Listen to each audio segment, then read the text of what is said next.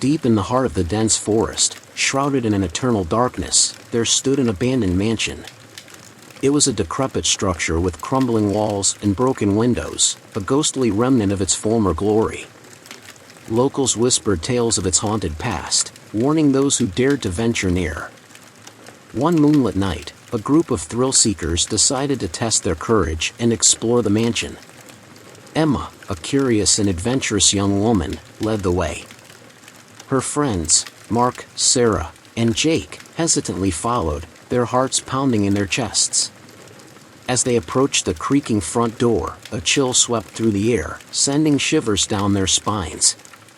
The door opened with a groan, revealing a dark corridor that stretched into the unknown. The group hesitated but pressed on, their flashlights cutting through the gloom. Whispers echoed from the shadows, as if the very walls of the mansion were alive. Emma's flashlight flickered, casting eerie shadows on the walls. Suddenly, Sarah let out a blood-curdling scream. She pointed to a painting hanging crookedly on the wall, its eyes seemingly following their every move. Unease settled over them, but they couldn't turn back now. Determined to uncover the mansion's secrets, they descended into the depths. The air grew thick with an unnatural stillness, and each step echoed through the empty halls like a foreboding omen. They stumbled upon a locked door, and as Jake tried to force it open, a gust of wind slammed it shut, narrowly missing his fingers. The room was filled with an oppressive darkness, even their flashlights were swallowed by the shadows. Panic gripped their hearts as they desperately searched for an exit. Through the darkness, they heard a faint melody, hauntingly beautiful yet filled with sorrow. The sound lured them deeper into the mansion, their fear now consumed by an inexplicable curiosity. They found themselves in a grand ballroom, its chandeliers swaying gently, casting eerie light across the room. But something was amiss. The ballroom was adorned with faded portraits, each depicting a figure wearing an expression of terror and despair. The haunting melody grew louder, reverberating through the room. Emma's eyes widened as she realized the portraits bore a striking resemblance to her friends.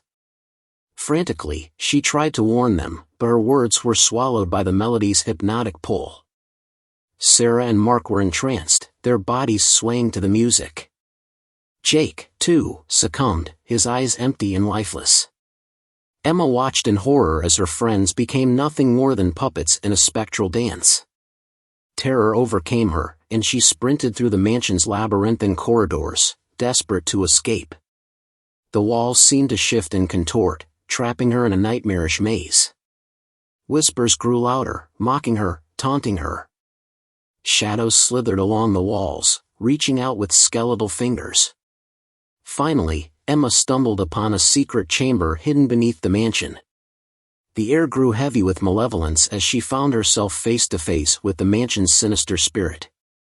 Its eyes gleamed with malice, a soul trapped in eternal torment.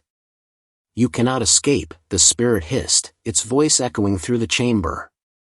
"You are mine now." Emma refused to surrender to the darkness.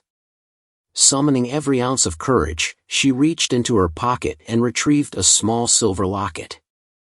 As she held it aloft, a blinding light filled the chamber, banishing the spirit back into the depths. The mansion trembled and groaned as Emma raced toward the exit.